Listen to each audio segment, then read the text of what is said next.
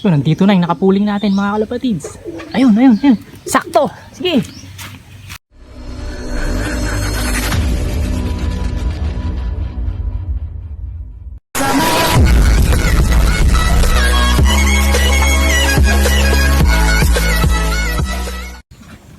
Yo, what's up sa inyong lahat mga kalapatids, and welcome back dito sa Jeffoy Love TV. And for today's video natin mga kalapatids, ito, abangan ng ating mga warriors. So, training ng ating PUFM PFL Club mga kalapatids, at nag-load tayo ng 8 ibon. So, may cluster pooling tayo ngayon mga kalapatids. So, nag-pooling tayo ng isa. So itatry natin yung anak ni Speedy Warrior, si Speedy Junior, kung mabilis din ba siya mga kalapatid. So ayan, so nung last training siya yung nauna. So sa tansya ko umispeed ng 1-2. So itry natin ngayon sa pooling kung talaga bang mabilis yung anak ni Speedy Junior mga kalapatid, ni Speedy Warrior. So, release point nga pala natin is Gimba, Nueva Ecija, at 85 kilometers naman ang distance natin doon mga kalapatids. So, ayan. So, lagay ng panahon. Ito, medyo maulap. Pero okay naman mga kalapatids, sikat yung araw nakalabas. So, ayan mga kalapatids. So, 8 nga yung sinakay natin. Tara, sabay-sabay nating abangan yung ating mga warriors. Let's go! Habang hinihintay natin yung mga warriors natin mga kalapatids, update ko na kayo dito. Ito yung ating si Palawi, at ayun, mayroon na siyang 2 YB mga kalapatids. So ayan, matapang, wag na nating guluhin, baka ma-stress. So ayan, ito yung ating mga bagong aabangan dito sa Jeffoy Love TV mga kalapatids. Yung anak ng ating finisher ng Palawi Island. And then yung ka-pair niya is yung tatay ni Big Boy. Ito, yung ating giant line. And then dito naman yung ating Morris Gordon Pure, and then Colson. Yan, napaka-pogi rin ng Colson natin na to mga kalapatids. Finisher naman to ng lawag. So hindi ko na siya sinakay ng last lap mga kalapatids. Ito, at itinabi na natin. At yun, may 2 silang itlog. So feeling ko fertile din to mga kalapatids, at may itim na, malapit na rin to mamisa. Ayan yung ating Pure Gordon and Colson pairing naman. At dito naman yung ating Stop Banrit, yung ating US Bird, and yung ating Roger Florizone. So ayan, malapit ko na itong baklasin mga kalapatids, at wala pa ring itlog. So parang gusto ko i-recondition ko na lang muna sila ulit, at i-pairing na lang sa susunod. So malilate tayo ng husto kasi wala pa rin silang itlog. So ayan, baka baklasin ko na to mga kalapatid sa i-recon, and then palitan ng ibang pairing. Ito ang ating Pure Stop Banrit and Roger Florizone naman to. At dito naman mga kalapatids, ito mukhang malapit na rin umitlog.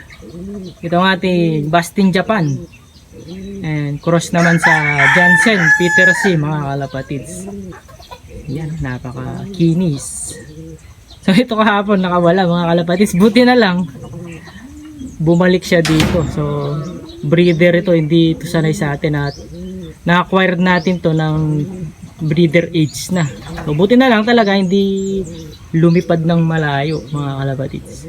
Ito yung ating cock na Jansen Peter C mga kalapatids. Ito naman yung pairing na Bastin Japan. So ito pupuro na natin na ng Colson to Colson pairing. Ito yung ating Claveria finisher, and then kapatid ni Blue Barliit na Katbalogan, at partaker ng Matira Matibay yung kanyang kapatid. So ipupuro na natin ang Banlun. So Banlun to Banlun pairing mga kalapatids. Dito naman sa kabila yung ating Bastin inbreed, and then yung ating Taiwan Hormans na Grisel. So bali 1, 2, 3, 4, 5, 6 na pairing yung nakakasa natin, at yung isa wala pang itlog.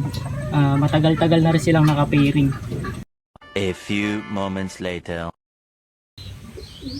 So, nandito na yung nakapuling natin mga kalapatids. Ayun. Sakto! Sige!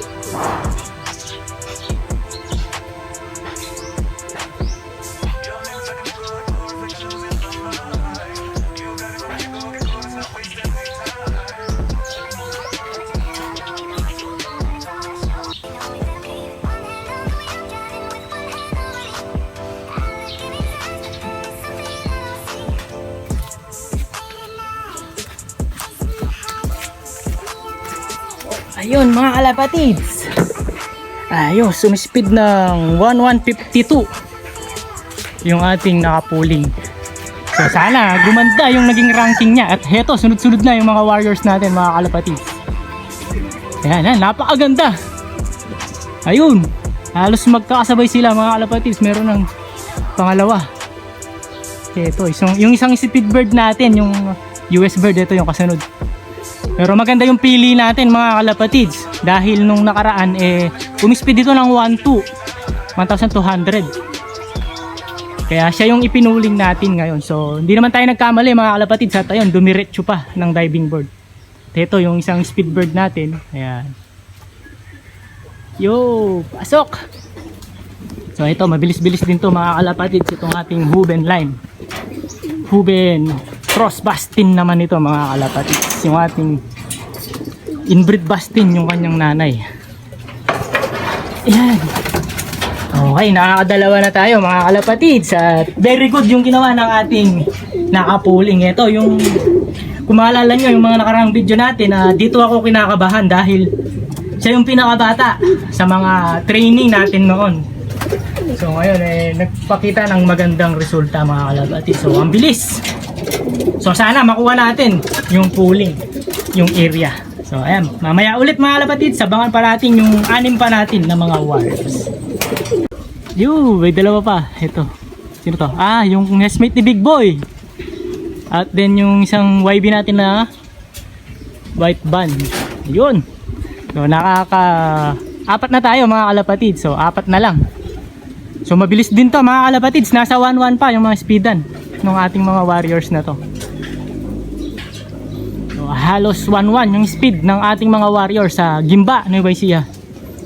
Yan, okay. So abang-abang pa tayo mga kalapatids. 4 pa yung ating warriors na aabangan.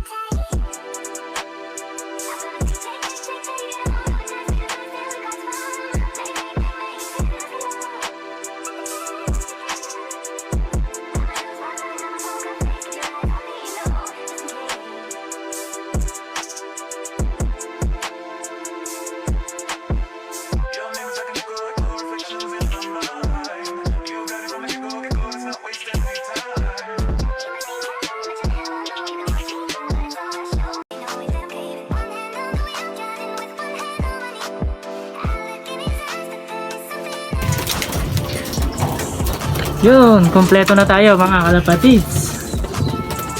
Yan, 8 out of 8 tayo sa Gimba, Nueva Ecija mga kalapatids. And yan, possible mga kalapatids, number 1 tayo sa ating area pooling.